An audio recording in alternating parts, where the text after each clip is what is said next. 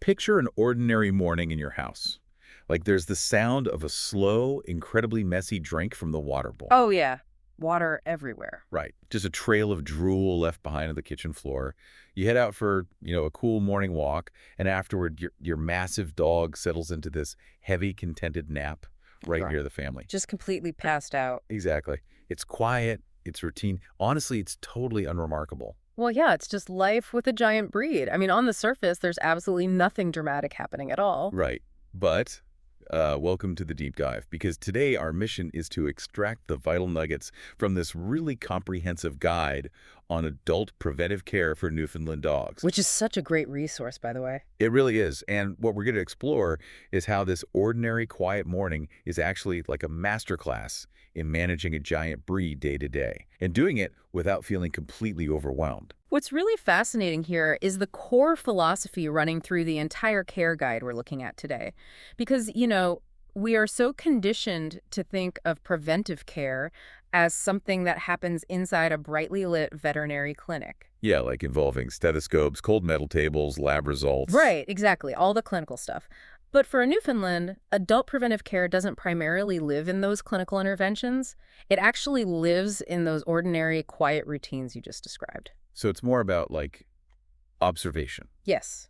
Yeah. It's about steady, relentless attention. Okay, let's unpack this a bit because, to pay attention, you first have to know what you're actually paying attention to, right? Definitely. You can't spot a deviation if you don't know the starting point. Exactly. So to protect a giant breed from health declines, you really have to know what normal looks, feels, and even smells like beneath all that hair. You need a rock-solid baseline, like what is their normal appetite? What are their typical drool patterns? Drool patterns, yeah. It's a big one for new fies. Oh, huge. And what do their ears usually smell like when they are healthy? How quickly do they normally stop panting after a walk? Because if we connect this to the bigger picture, you simply cannot spot a subtle shift if you haven't memorized that BIF line. It makes me think of proofreading a document.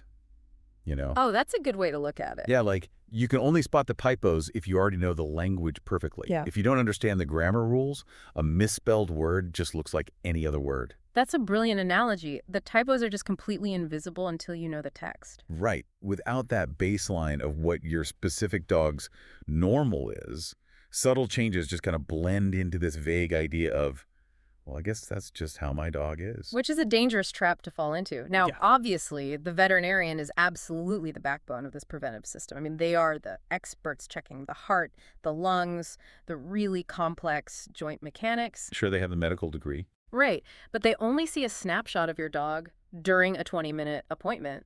And usually that's when the dog's adrenaline is spiking anyway because they're at the vet. Right, they're nervous or excited. Exactly. So you, the listener, the owner, you are the one bringing the daily data that makes those vet visits genuinely useful. Your daily radar is what tells the vet exactly where to shine their flashlight. Okay, so if knowing your dog's normal is step one, how do you actually measure that normal day to day? Because here's where it gets really interesting in the source material. We have to completely reframe something most of us think of as just a chore. Grooming. Yes, grooming. We always think of brushing a dog as a beauty routine. Getting the dog ready for a show or just desperately trying to keep the living room from being swallowed by tumbleweeds of black fur. Right, the endless vacuuming. But picking up the brush is actually a hands-on physical exam. It is a vital health tool operating in disguise. See, when I brush a dog, I usually just run it over the back and the sides. It makes them look nice. But I'm guessing that's basically useless for finding real health issues. Yeah, pretty much useless. Brushing the top coat is easy, but you're missing the crucial zones. When you pick up that brush, you really need to part that sea of dense hair and get all the way down to the skin. Down to the skin. Right? Yes, specifically in the high friction, low visibility areas. We're talking behind the ears, the belly, deep in the armpits, around the tail, and even between the paw pads. Yeah, okay. And what exactly we're looking for in those hitter spots? You are looking for mats, damp patches, lumps, and parasites. Ticks and fleas thrive in the dark, warm microclimate of a dense undercoat. A quick glance from across the room will never reveal them. You have to physically get your fingers in there. Let's focus on mats for a second, Because it is so easy to dismiss a mat as just a cosmetic annoyance. Like, it's just a tangle of hair, right? You just snip it out eventually. Oh, it is far more than a tangle. The biology of a mat is actually quite destructive. Really? Destructive how? Well, a Newfoundland has a double coat, right? Right. A harsh outer coat and a really soft, downy undercoat designed for insulation. When that undercoat sheds and gets caught, it weaves together with dirt, natural skin oils, and moisture. Okay. And it forms this really dense, felt-like pad that acts almost like a vacuum seal against the skin. Wait, so it's cutting off the airflow completely? Completely. Zero airflow. And that's where the massive danger lies. When you have heat and moisture locked against the skin like that, you are creating a literal petri dish. Oh, yuck. Yeah, it disrupts the skin's natural barrier. Normal skin bacteria suddenly have the perfect, dark, damp, warm environment to multiply out of control, which, sets the stage for severe bacterial infections and agonizing hot spots that can just erupt overnight. I have to admit, I always assumed a dog's skin issues were automatically tied to food allergies. Like, if a dog is itching or has a hot spot, my first thought is, we need to switch to a grain-free, salmon-based kibble or something. Yeah. That's actually a very common misconception. While genuine food allergies certainly do exist and obviously require dietary management, chronic skin issues in a heavily coated breed are far more frequently mechanical. Mechanical, meaning from the outside in. Exactly. They come from trapped moisture or just gaps in the grooming routine. So if a dog gets a mat, and that mat is pulling tightly on the skin and harboring all this bacteria, that has to be incredibly uncomfortable. It's extremely painful. Which completely changes how we should view a dog's mood, Right. right? Like, if my normally sweet, cooperative adult dog suddenly starts snapping or resisting the brush, my first instinct is usually, he's just being cranky today. He's being stubborn. And this raises a really important question about how we interpret animal behavior. That resistance is a massive clue. Dogs don't just wake up and decide to be difficult for no reason. Right, they aren't just trying to annoy us. Not at all. If an adult dog suddenly fights grooming, it's almost always a warning sign. It could be a new mat pulling tightly against inflamed skin, or maybe an ear infection brewing, or even genuine physical pain in a joint that you're manipulating when you lift their leg to brush their armpit. Wow. So it's not a mood, it's an urgent communication. Exactly. It's data. Which perfectly illustrates how that massive double coat is really a double-edged sword. I mean, we just established how it can hide skin infections, but that massive amount of fur doesn't just hide the surface. The sources talk about how it acts as a literal optical illusion for the dog's entire physical structure. It absolutely does. The coat completely obscures the biomechanical reality of the dog underneath. I mean, eyeballing a Newfoundland's weight from across the room is, it's kind of like trying to guess a person's physique while they were wearing a heavy, oversized winter parka. You can guess all you want, but you have no idea what's really going on under there. And that optical illusion is dangerous because it hides both extremes. It can easily hide genuine, excessive weight. And in a giant breed, even just 5 or 10 extra pounds puts immense grinding strain on their joints and heart. 10 pounds is a huge deal for a dog. Massive. But equally, the coat can hide dangerous muscle atrophy. A senior dog might look perfectly robust at a glance because the fur puffs out, Right. But if you don't literally get your hands through the coat to feel their rib coverage, their waistline tuck, and the actual tone of their thigh muscles, you might completely miss a severe physical decline. So what does this all mean for daily care? It means that managing their weight requires literal hands-on adjustments to their nutrition. Yes, because nutrition for a 150-pound animal isn't static. It has to be dynamic. Meaning you can't just feed the same scoop every day of their life. Exactly. You have to adjust their caloric intake based on the season, their current activity level, and frankly, how many training treats they are getting. A cup of kibble in the active summer months simply does not do the same job as a cup of kibble in the sedentary winter months. Speaking of what goes into the mouth, we have to talk about the mouth itself. Yeah. Dental care. Because it is so culturally ingrained in us to just accept awful breath as big dog smell. It really is, but we need to stop accepting that. Bad breath isn't a cosmetic issue. It's a massive warning light on the dashboard. Because that smell is literally rotting tissue and bacteria, right? Yes, it's infection. And it's not the only warning sign. The sources flag that if your dog is pawing at their mouth, dropping food while eating, or showing a sudden preference for softer treats over their regular crunchy kibble, that's not them being a picky eater. No, that is mechanical pain. Their mouth actually hurts. And relying just on dry kibble to scrape those teeth clean, that is not a complete strategy, is it? It's truly not. A giant dog needs regular dental exams and physical toothbrushing. The mechanism of dental disease is systemic. That bacteria in the mouth doesn't just stay in the mouth, you know. It travels. It enters the bloodstream through the inflamed gums and goes straight to the heart and kidneys, which are organs that are already working overtime in a giant breed. Now, you can't talk about a Newfoundland's coat or health without talking about what that breed is quite literally engineered for. Water. They are aquatic dogs. They love it. I live for it. But the owner is entirely responsible for managing what that water leaves behind. This is a crucial point of management. Water is a major environmental variable. When a Newfie swings, that dense undercoat we talked about soaks up water like a giant sponge. So what's the protocol? First, thorough drying is non-negotiable. You cannot just let a Newfoundland air dry in a humid environment and assume they are fine, because you are recreating that warm, damp, bacterial petri dish on their skin that we talked about earlier. And it's not just the skin on their back we have to worry about, it's their ears. Exactly. Dog ear canals are L-shaped, meaning water goes down and gets trapped right at the bend. And a heavy, furry ear flap dropping over that canal completely blocks the airflow. So it's another petri dish. It creates the perfect, dark, warm incubator for yeast and bacteria. So your post-swim checklist has to include watching for specific signs. Head shaking, scratching at the base of the ears, a funky, yeasty odor, or any kind of dark discharge. Okay, so we've seen how the coat creates this optical illusion that hides their weight. And we know that excess weight puts enormous pressure on their internal frame. So let's talk about that frame, the joints, the heart, the stomach, because this is where the biomechanical stakes get incredibly high. Right, the invisible internal mechanics. A giant breed is essentially a feat of engineering, and it requires really careful maintenance. I always think of their joints like the brake pads on a vehicle. If you put a certain set of brake pads on a lightweight sports car, they'll last forever. But if you put those exact same brake pads on a massive, fully loaded freight train, the sheer physics and weight will just grind them down in no time. That is the perfect way to understand giant breed joints. Cartilage wears down faster simply because of the sheer mass it has to support every single time the dog takes a step. So what does that wear and tear look like? Well, this is why the signs of joint trouble are often incredibly subtle at first. You aren't usually looking for a sudden, dramatic limp.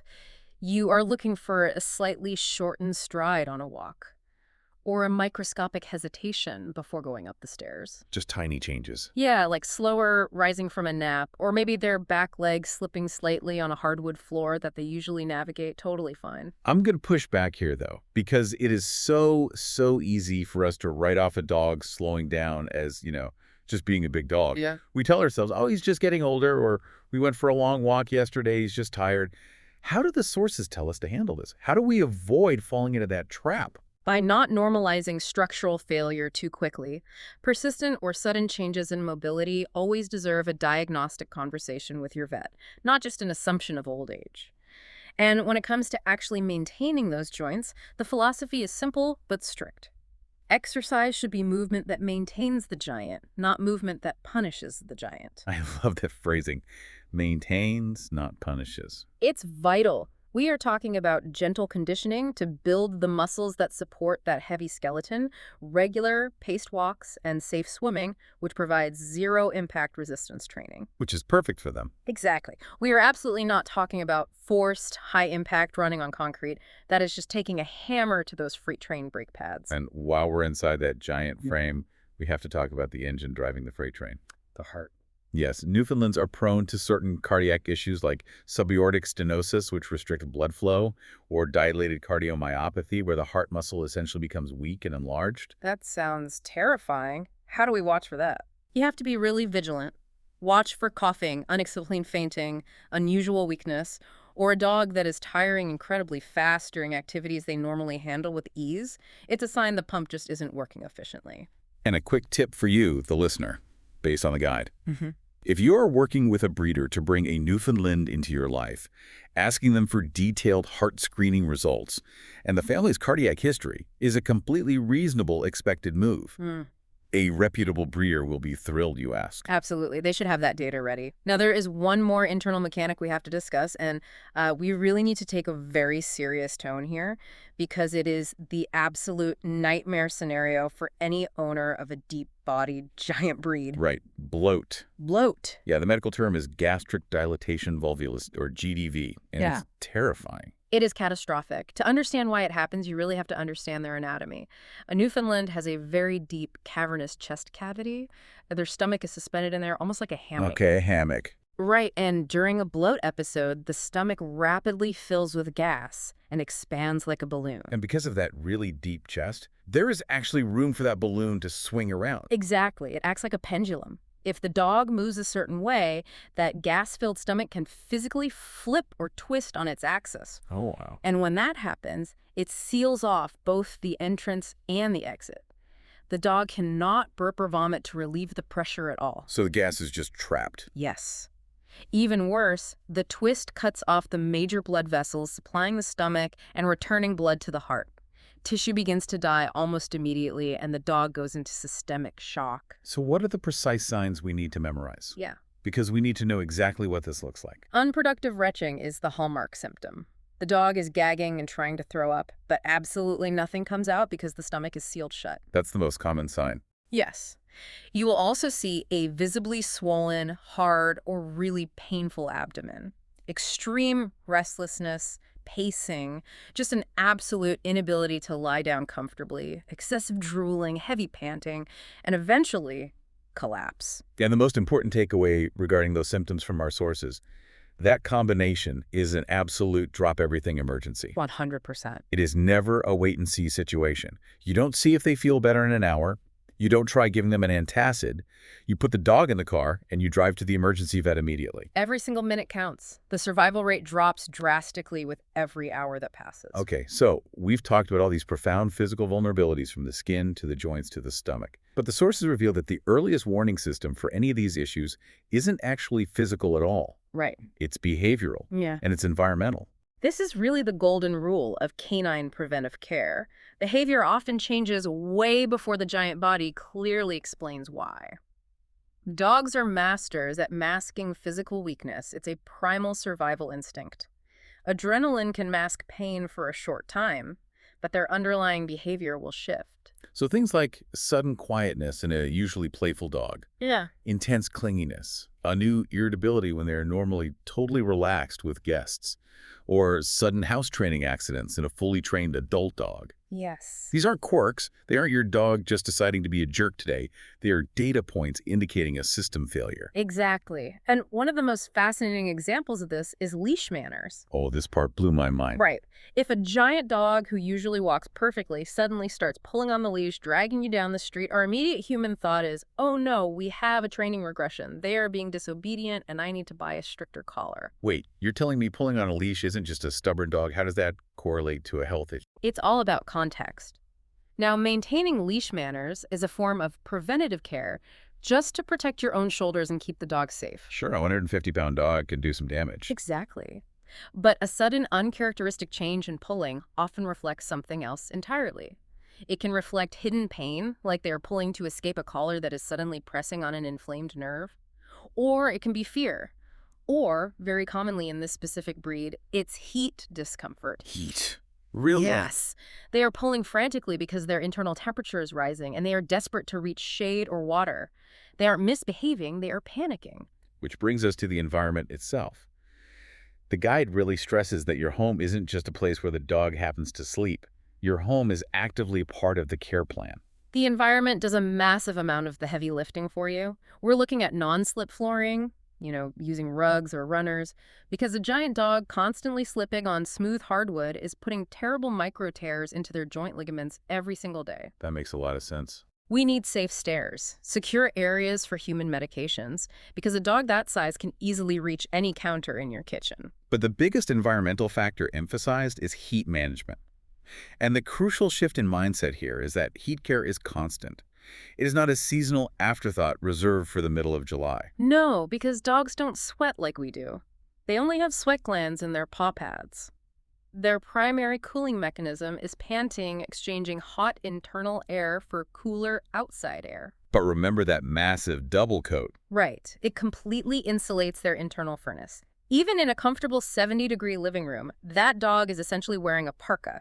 Cooler walk times, constantly seeking out shade, maintaining indoor air conditioning, and closely monitoring how fast their panting settles down after activity. These are everyday things. Everyday, year-round necessities to prevent heat stroke, which can happen incredibly fast in a Newfie. So, to bring this all together, we started by looking at an ordinary quiet day. The brush, the cool floor, the walk, the nap.